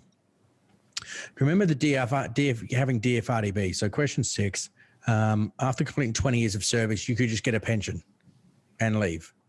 And you didn't have to, you're 37 years old, you joined the army at 17, you got it wasn't a medical pension, you just like the old Roman legionaries, right? You did 20 years, you have a plot of land and off you go. Hey, come on, mate. I got DFRDB. Yeah, so I'm surprised you didn't use sandals and spears, mate. I'm not a Roman. They got rid of that, in 1996? And then my argument is the whole DVA system always seems to go back around a financial service officer. You summed it up and said we sort of look at DVA more as a insurance company than we do an actual service provider for the veteran community. If we got rid of the overheads of running DVA, the staffing them, on top of the posting cycles, I think it's in excess of tens of millions of dollars to do the posting cycle and move everybody around with removals every year. And or paying pensions out to ComSuper, $400,000, what that is every year. Would it be worth just bringing back DFRDB or bringing back the pension? I would just know your thoughts. Simon, you're on DFRDB? Yeah, look, I'll give you my view on that. Look, I get where you're coming from, but I can tell you that a DFRDB pension after 20 years, and I got out as a woe too, you can't live on it. You've got to work, particularly if you've got a family and you're raising kids. And you're dead right. You could join at 18 and get out at 38 after 20 years. That system was fairly antiquated. However, if it was manipulated and probably adjusted slightly, it probably could make retention, keep people in, and it may help with some areas. But look, mate, for me, there is no way in Hades I could have, stopped, got out of defence, stopped and lived happily. I had to keep working, and it really is just chump change for me to buy podcast gear and motorbike parts and whatever it may be. But I think superannuation schemes are better, but it's that retention we're talking about earlier. If a soldier stays in and does that time, then it's going to be better for them later on in life. But then what they've gone down this path now is to get that money, you've got to be 65. So if you think of a 55, well, I'm 53 now. If I was still in defence at 53, I'm old and fat and lazy now. I'm going to be hanging around until I'm 65 so I can get my pension because I'm probably unemployable. So I think it's sort of a catch-29 system, because you either go down that path of pensions after 20 years to keep people in, or you put people on superannuation so that they have a fund in the background when they do discharge that they can continue to build for retirement in the future. But I don't think it's a solution to take away this DVA scheme and those types of things. I think the path they're on is not bad, but I tend to agree with Hugo on that sort of thing. I don't think that I think they've gone into panic mode now where they're too quick to just hand things out, probably through fear that if someone does suicide or whatever it may be, then they're worried about that blame game. But it's a real tough one to answer, mate. But I don't think a DFRDB system, unless it was severely looked at and adjusted, would be an answer. It may keep people in longer, but it still gives us that when they get out, what skill sets do they have? What are they going to do later in life? How are they going to be? What are they going to do? So I think it's a bit of a catch-22. I think there's two issues with an answer that come to my mind of that is if you have a system of 20 years and a pension, it may keep people around who you don't fucking want around for that 20 years. You might have some fucking shit cunt who shouldn't have got in the first place thinking, well, I'd never succeed outside of defence. Fuck it. I've got 19 more years to retire young and that's it. And then the other argument of the system too is why would I wait 20 years to get it? I can go through Kapuka Singo, whatever, 6-7 months, go in, say I've got, example from one of my diggers who medically discharged same day as me. He had done well under 12 months in the military total, said he had PTSD from Singleton, discharged on a full pension. Why would we retain someone for 20 years for a pension when if you're hunting that, the best diggers are not hunting a pension, whether it was $1 million at 20 years or $1 million at 1 year. The good diggers are there because they have a purpose to go there and be for the boys and fight in a war and just do the job. I think it could almost be worse that you're making these dickheads hang around. And as bad as it feels, the bad taste in your mouth, knowing this 8-month digger is getting a pension for the rest of his life, at least he's not in the unit. At least it's cleared up some space for someone else. I think looking at what the terms are to actually receive a pension should be looked at as well. And maybe it's not a time thing. Maybe it's something else. And I have no solution for that. I wish I did. To talk specifically about suicide, the literature is pretty clear that, particularly with compensation, I urge everyone listening to look at compensation neurosis and the sickness role and or illness behaviour. And basically, when you're waiting for compensation, cash is, and it's going back to what Wazza was saying about the hierarchy, Maslow's hierarchy, getting those basic things, a bit of cash has been shown to actually help the person take those first few steps.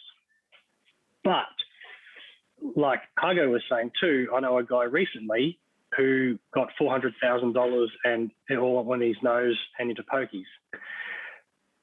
So there is a hierarchy of needs, but attending to those needs appropriately is where the discussion has to be had, particularly around this compensation neurosis. Because imagine in our utopia, they said, right, you're pretty injured. Yep. If we see you start reaching these marks, getting better, then you start getting rewarded for getting better. But at the moment, it's like, if you don't get better, well, you're pretty rock bottom, so here's a payout. So wouldn't it be great if the incentive was to get paid to get better? I don't know how it would really work. It kind of sounds a bit oxymoronic. But this does go back to, and Matt said it very earlier in the podcast about soldiers are confused when they're in. And they say, righto, Matt, on junior leaders course, this is an adult learning environment. You're like, yeah, all right. I'll put my hand up and make a comment. Sit the fuck down and shut up. Oh, but you just said it's an adult. Shut up. We're charging you. What the hell? And so the confusion starts way back at the conditioning part of the military. To talk to Maddie's point, I think any system is going to get, you're going to have people that are going to abuse any system, right? So I think we need to focus on the upper echelon or the people that aren't abusing the system rather than focus all our energy on the people that are abusing it, because every single system has the ability to be abused and will be abused at some level. But I think the percentage is much lower than what we probably think. It's that, the squeaky wheel getting all the attention. It's those people talking to the media, et cetera, that are getting all the attention. But every system will be abused at some point. So there's no perfect system from that point of view. See, I'd somewhat agree with disagree with that it is the squeaky wheel. In my last, say, 18 months as a full track at the unit, almost every single digger had their tinnitus paperwork in and payout on the way from Singleton before they'd even reached the unit. And, your tinnitus payout, I haven't got mine if someone wants to throw me some figures, but I think about it's 15 grand. Well, some of them were receiving up to 70. There was guys receiving up to $70,000 from Singo. And Singo, if you go to Singo in after 2015, you're talking everyone has Peltors. Everyone has, double hearing pro on the range. There is no reason turning around. And this is every single person. And you're talking Singo marches out however many a year, between $15,000 and $70,000 a person. I would argue that it's a bit more than a squeaking wheel. Yeah, I guess to give that context for me, Matty, I got out in 2009. So I certainly wasn't experiencing that in my 17 years or when I got out. So I guess I'm only coming from that point of view. So, happy to be updated on where those stats are currently at, that's for sure. But it's, that screams of a cultural issue somewhere along the lines, doesn't it, if that's happening at that level. But it certainly wasn't the case when I got out. So, so there's a lot of years, I guess, between us there. I've always been a fan too of once you're permanent downgrade, depending, on your injury, to lose your service allowance. I know me for the last 2 years of my career, I sat at work doing really fuck all. I had a section of injured guys, but I went home at 1,600 every day. And I got paid the exact same as some poor dig sitting out in the field in the piss and fucking rain, doing guards, doing all this bullshit. I know guys who had completed their complete 4 years of never serving a day outside of, 10 platoon rehab. Your service allowance is given to you as a make-up for the overtime you do. We all know here that it would never fucking make up for if we got paid overtime. But you need to stop medically being injured in Defence Force is incentivized. And if anyone here thinks it's not, it's fucking wrong. It is incentivized to be injured in the Defence Force, to, not lose your legs, but to, if you think, there's an incentive to, well, I don't have to work then. I don't have to go outfield. I sit around here and do fuck all. I'm getting paid as much as that bloke over there, and I'll get out and get on the pension for the rest of my life. We need to re-incentivize getting better, doing your job. And instead of making it, there's incentive to be a shit cunt, we need to actually have incentive to be a better fucking soldier. And, me and all the Asecos have always talked about, you have a base salary of $50,000. You have a tier system. If you're running under a 9-minute BFA, you get $5,000 extra a year if you maintain that. If you're shooting, over 150 points on your LF or RF, whatever it is now, you have some sort of tier system to actually incentivize better fucking soldiers rather than incentivizing discharge. I know every time at work, someone would, trip over in the office and, twist their ankle. Fuck yeah, DVA boys. And it was like the thing to do. We were taking the piss, but that's what it's like. We actually incentivize getting better. As you said, Glenn, we need to make it, people think you can't improve from this. You can always get better. And to incentivize that would be such a useful thing for everyone. You would be shocked at the amount of abuse and fraudulent stuff that goes on in that system. It is, so since taking over doing like the advocacy at 2RA and the Veteran Hub there, I've probably done, over 230 or 40 claims. I haven't brought all my stuff home there, but that's just a 2RA plus the rest I've done here from home. So already now I'm at, the amount of claims I done this time last year, and I finished up in November. So it's outrageous. It would be my estimate that I would believe that at least 30% of claims submitted to DVA would be done in a fraudulent manner. And you have this group of individuals out there that will, and they do it overtly on Facebook. No doubt they would do it overtly in phone calls, that are directing people in what to say, how to say it, what doctor to go to, what type of medical report you need, what to say to DVA, what advocate is, not so much veteran friendly but works in either not, in that little grey area of deception. So it's shocking, mate. I seen at the start of the year, and God bless him, a bloke called her out for it. She was a you know, I'm not going to get into what she done, because she probably, if she happens to watch this, she'll know what I'm talking about. But in no way, shape or form would have been in a role in the military that required her to wear a pack. But she asked in a veteran forum what the weight carriage tables were for pack marching because her knees were fucked. Now, I'm not saying that her knees aren't shot. They very well be. But your knees aren't shot from pack marching, sweetheart. I can tell you now that in your job, you did not do 2 CFAs in marching order every year. You did not carry 45 kilos for 15 kilometres in 2 hours and 45 minutes. But that's what you're trying to tell people, and it's bullshit. I served in the Army at that time, and I watched all the non-corps people do their webbing walks around 3 Brigade. So it's the system is, I'm not saying it's to blame for it, but it's its own worst enemy because of how generous it is and how easily it is to manipulate. I've always been of the opinion that the DVA fraud department, and I know who they are because I don't care if people want to come after me, I am one of the blokes that fucking dobs people in. And I've done it this year, I've done it last year, I've done it years before. I put my name to the complaints that I make. I've had hate email come to me, calling me for every name under the sun doing it. And I don't care, because you rorting the system is taking away from the 2 or 3 blokes that I'm helping at now that are still waiting.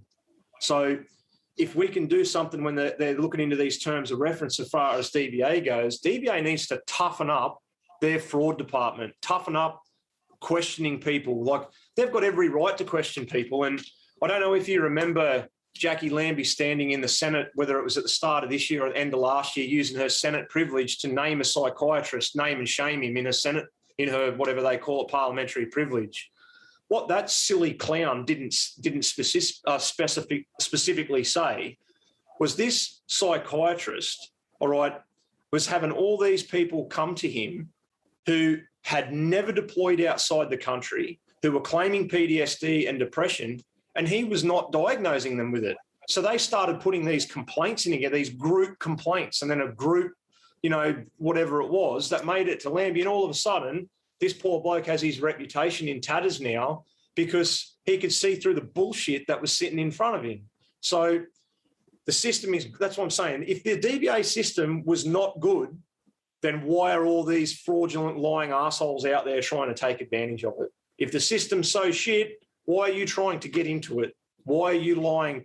And why are you going to the biggest loudmouth in Parliament that doesn't know, you know, a woman that's IQ is probably a number that resembles a shoe size, going to her and getting her to run your lies in Parliament? It makes the rest of us look like idiots. And it's why I have the set of rules with my advocacy that I do. I keep a very short left and right of arc. That way I know the blokes I'm helping out and the girls that I'm helping out are genuine.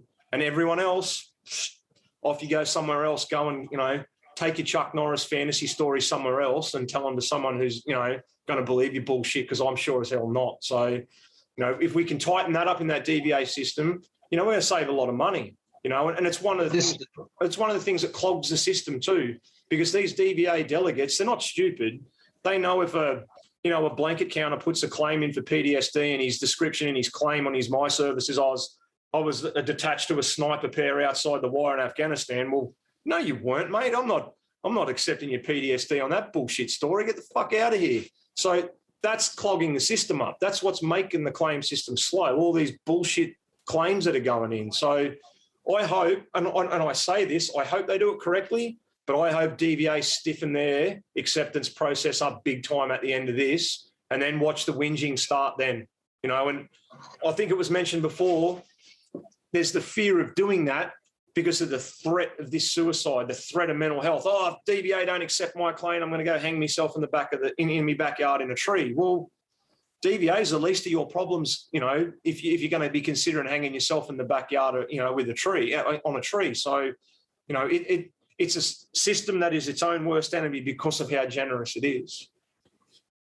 To have this issue, I think, starts within defence, mate. And you know, I hate this. I really hate it.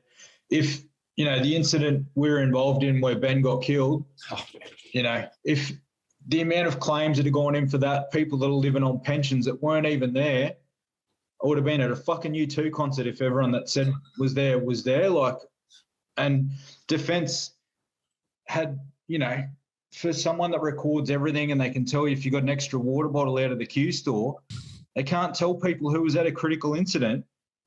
I know diggers and stuff from 1RR that went to, see a civilian psych and told a story. No one bothered to even fact check it, said they were at our incident, and gave signs and symptoms that they were struggling. And without any sort of further, evidence check, they've started them on medication. So 6 months later, they do have a problem because you've got a fat sort of mess that's just, on pain meds or antidepressants that they don't need. And now that, I hate that. And I think Defence needs to do a better job of their recording system before it even gets to DVA in that regard. Not to open a massive can of worms, but these open it, Willie, open it. Oh, fuck. I mean, fuck it. Shoot the lid off it. Fraud, making fraud claims and, all this bullshit. In some sort of a way, they are, let's call it, seeking help, even if it's not the right way. I don't believe, and I'm happy to be completely wrong and be the biggest cunt in the world, I don't believe it's these people that are killing themselves. In my opinion, the guys that are killing themselves, and, Seven had someone tragically pass in the last couple of days. The guys that are killing themselves are not these pathetic cunts frauding this. They are the best fucking solid dudes who are fucking war fighters, who at some way are not sticking their hand up for help, who are having problems. It is not these pathetic cunts chasing a paycheck. It's the guys you don't expect. It's your solid digger through and through guys. They're the ones killing themselves. And there is a systemic problem somewhere that somehow, I can't tap into that is causing these good dudes. These pathetic cunts that are asking for help from everywhere to try and get money. Well, at least they're asking for help. What we need to do is somehow put in that these fucking good dudes, they're the ones, not only asking, but then receiving it. And it's such a hard thing. We see, and I believe Defence has, I'll call it almost like an anti-male sort of doctrine through and through. Look at the BFA scores. Look at haircuts. I don't give a shit. If we're talking about capability, then gender has no fucking role to play in that. It's bullshit. And at the end of the day, if we're talking about veteran suicide, we are talking majority, absolute majority, young men killing themselves. No one would say that. No one would stand up and go, we need to look after the young men of the Defence Force. Yet we have all this other bullshit. I can't tell you how many times my email at work is full of this, domestic violence against women and, women this, women that. And I think that is all fantastic. And I'm a massive supporter of it. But when the fuck have I ever gone to, a morning tea looking after the blokes who in an infantry battalion is 99.9% of people are young men? When the fuck are we when are the good guys being looked after? One of the biggest things I ever had was I was asked to go to a kids' cancer event in my uniform. Hey, mate, it'd be great if you could wear your uniform to these kids. I asked, got knocked back. No, you're not to do it. Fucking that weekend, I see the Mardi Gras, people walking in uniform. Now, I'm not against that, but I'm like, where the fuck do our standards lie within this? This is bullshit. I had men kicked off the trip because they didn't pass BFA scores. Now, as pathetic as you think that is, how can, if you look on a BFA slip now, male, female, X, and the X standard is the same as the female standard. We need to stop this bullshit double standards across, age, sex, whatever, and actually look at the core issue of who are the people killing themselves. It's not these cunts, seeking every dollar under the sun. It's probably that dude who rocks up, does his job every single day, has never got a fucking medal for it, would never ask for one, and he's never stuck his hand up, and he's the guy you least expect that, you find out that has killed himself. It's fucking horrific, and I'm sure you've all had very similar. No arguments with that, mate. None whatsoever. And I done the research. I don't have it with me. I think it might be on my laptop at work. But there was a young lad that was keeping a suicide veteran register. If you've got time to spare, track it down, go back through the last 200 veteran suicides, pick out all the combat corps boys from the Army. and you factor in the percentage of what they make up, and then factor in the percentage of how many combat corps enlisted soldiers out there, young men, have a voice in an ESORT, have a voice, in a big ESO or something like that. That part and the parcel I linked up with Max and Adrian was that they're both outside the wire gunslingers like me that are sick and tired of a system that didn't give us a voice. We have a red fucking lanyard for a reason. We've supplied the most casualties and we work, we sacrifice the most in a field environment and an operational environment, yet we're the ones that, we don't have a voice. And just touching on the women thing, got a lot of great friends that are women in the military, in the veteran community as well. You will not ever convince me that women aren't overrepresented, all right? Whatever percentage of veterans or women make up in the military and the veteran community, I guarantee it is overrepresented in every facet of the veteran community, in every facet of the service community. Go to the Invictus Games and look at the percentage of women in the Invictus team. I guarantee it doesn't match up with the percentage of women that are serving in the ADF. So if they want to talk about equality and doing the right thing and looking after everyone, then stand by your word. Give everyone fair representation. I've got a heap of gay mates that are in the army as well. I've had my mates for years that have been gay. They don't have anything to do with the gay. The last thing in the world you'd see them do is putting their uniform and marching in the gay Mardi Gras. They wouldn't do it. They are diggers and soldiers like the rest of us, and they're embarrassed by the stuff that goes on. And I talk to them regularly about it. And just touching, going back to my girl mates that are still in the army and my girl mates that are out, and I know that you guys would have them as well. You go and speak to one of your chick mates, one of those tough-ass women that drink rum cans and will make a fist and punch you in the mouth for being a dickhead. Ask them if they had the opportunity to do a pre-enlistment course before they stepped through the gates of Kapooka. They're already lowering the standards at recruiting by patty-caking young girls into the army. It's bullshit. And if you go and have a look on the Army website about the preconditioning course, it says there in plain black and white, and I read it the other week, that this course, it's designed for everyone, but it's specifically designed for women. So already we're taking away the opportunity for young men, steering it back into this patty cake environment and taking away the shock value that should be there at recruit training school by shuffling these people through, And the other thing about it is you fail, back in my day, you fail 2 BFAs, you're in a world of hurt. You're staring at a notice to show cause to get out. I seen a thing posted online of this slovenly looking creature that was doing rehab to keep her in the army. She was 3 pick handles across the arse and the army's bending over backwards to keep her in the army.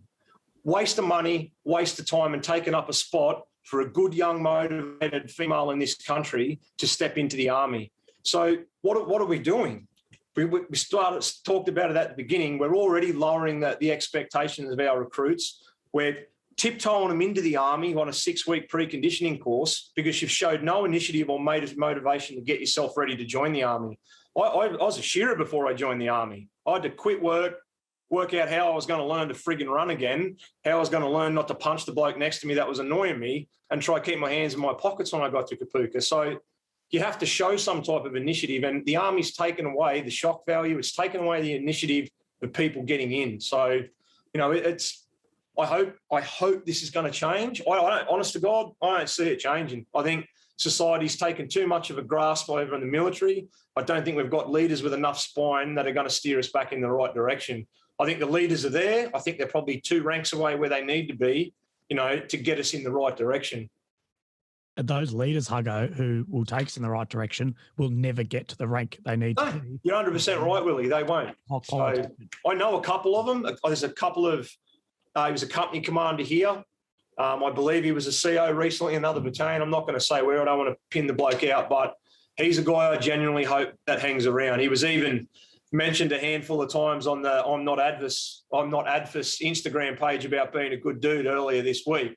And I happen to pin his name in there as well because I reckon he's a top fella. And I've got this hope in my stomach that he hangs around and he gets one of these 2 or 3 star roles where he can start smacking a few people in the head and booting them out and getting us going in the right direction again. But like you said, Willie, whether he hangs around and wants to tolerate dead shits that are there now, I don't know. That's sad to think. And why would he, Huggo? You look at that level. I wouldn't. let's say he has 500 people beneath him. You go in any other industry, switched on, good dude, 500 people under you, you're earning $3 million a year as a CEO. Imagine being counselled by Angus Campbell or David Morrison on standards and expectations. Imagine that. You know, it'd be like a pedophile talking about childcare. No, it's ridiculous. You'd never carried over 40 kilos though. Over 20 kilos. Great. 20 kilos, wasn't it? Yeah, 20. Sorry. I don't think does he know the body armor weighs more than 20 fucking kilos? He asked me, Willie, Corporal Williams, would you like to tell the audience here what how you had that weight? I'm like, well, your body armor's what, 7 plus ammo, you're at easily 20, and then your mag 58, you're already there. And I haven't even got any water. Like, what the fuck? What do you think? Because there's this larger female talking about how the All-Corp PES does not represent anything that a modern soldier will do. I don't know what the All-Corp is, 5Ks at 10 kilos or some shit. It doesn't represent anything a soldier will ever do. And the good thing was I was like straight off chemo thinking I was dying the next week. So I'm like, I don't give a fuck. I'll flame this cut in front of these people. I look over, there's two commando dudes just like, fucking shut up, man. Like, just leave it, bro. Fuck them. Yeah, absolutely. Mate, Adrian, do you want to round us out, mate? We're coming up to a little bit now. Yeah, why not, mate? I think there's been some awesome points. I think incentives is the biggest one that I've heard so far. We built a welfare model. Unfortunately, like Hugo said, it's going to be hard to see how anyone can turn this around. Once any government ever builds a welfare model, you never find any government that turns it off. And at the moment, the welfare model is incentivizing people to do the wrong thing rather than incentivizing people to stay in or get better. So that's probably one that we definitely need to change. Across a few of these questions, I just hope that they look at this. They say they're going to look at it systemically, or systematically. Hopefully they look at it holistically too, instead of just saying people with no money in their bank are killing themselves, therefore we should put more money in everyone's bank. I think that's a Band-Aid solution. People that are homeless are doing X, therefore we should give everyone a free house. Or, they made that mistake when we were talking about jobs, when we all on this call know that it was people looking for purpose. The military gave them that. Someone turned around and said the military was their job. Therefore, if we give them a job, they have purpose, and we turn shooters into shelf stackers at the supermarket. So the Band-Aid solutions don't work. The welfare model doesn't work. We need to look at wrapping incentives into keeping people in and keeping people healthy. And hopefully we can turn it around. Mate, that is, I think we've kind of gone across all the broad points, covered everything. There is a few minor gaps, but I think, as everyone said, if you word your submissions the right way, there is a term of reference there that you can stick it to and you can get them in there. For anyone listening who doesn't know how, let me get the reference real quick. Submissions.defenceveteransuicide.royalcommission.gov.au. Whether they made it that long so no one knows how to get there, I don't know. But if you Google Veteran Royal Commission or anything like that, you'll find it. And there's a link there where you can read through the terms of reference, and there's a link where you can make your own submission. So I guess that's the big call to action for everyone listening. We need people. We've heard some good points here. They don't want outlier points. They are looking for issues that can be replicated, or they can find multiple stories going down the same line. But if you're listening to this, if you want things to change, or if you want to have your voice heard, make a submission on the Royal Commission website. And that's all I've got, mate. No worries, guys. Any safe rounds before we end it? I have one, mate. I just thought I'd throw out there. Look, I just wanted to throw it in there that this suicide thing is not just a veteran problem. And I hope that at the end of the day, they do this commission and they look at it holistically across the nation. I talked about it earlier. My son's only young. He had friends at school committing suicide. So the problem is massive. It's bigger than just veterans, and I take nothing away from veterans at all. But I really hope that this brings to the surface this issue nationwide. It's everybody, mate. It's farmers, it's kids, was mentioned earlier, it's workers, in industry. killing themselves as well. It's a huge issue, massive problem. I just hope that this is broad enough to cover everybody, not just one set of people. I think it's important to do that as well. Mate, I'd have to agree, Hawks, there with you 100%, just because the industries I work in, it is across the board. But in my experience as veterans, we have a lot more available to us, if I'm really honest. There are a lot more avenues. There's a lot more from funding right through to all other services available to us. Even some of the industries I'm working around, police, first responders, construction, they have not even 1/10 of the availability that we have to us. So I think we need to keep perspective on that too at some point. Brilliant point, Glenn, and I couldn't agree with you more. I spent 4 or 5 hours with the security officers out at the Townsville jail a couple of weeks ago. The amount of shit those poor guys and girls out there have to put up with on a daily basis is mind-blowing. And their mental health dramas out there are significant. I had a good chat to a lot of them, and exactly what you said before, they don't have anywhere near the support factor that Defence has, and they're just battling through. So I think you're 100% right.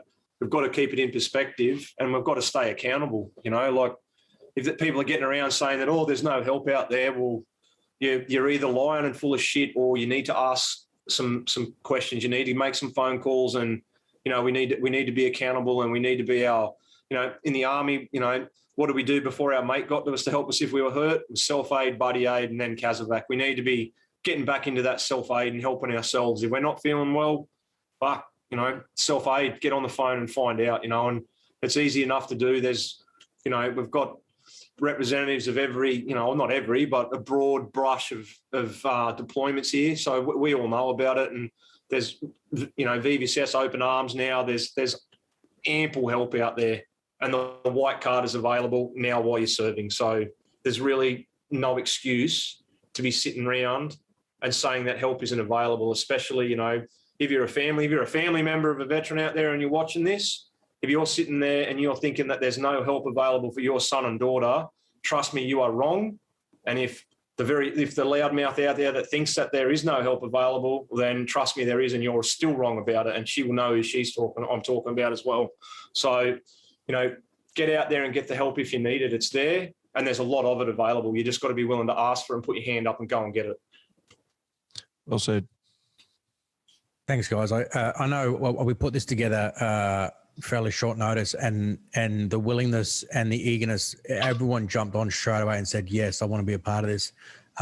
And I think that is part of our service history and the group of people that are here and what you've gone on to do post-service in your own lives for whatever it is. You're still trying to help people, still trying to connect people, and still trying to give people a purpose. And I really appreciate you guys all coming on and taking the time to come through these issues. So thanks very much, guys, and chat to you later. Yeah, cheers, Thanks, mate. boys. Yes, thanks, boys. Mate. Thanks, fellas. Cheers.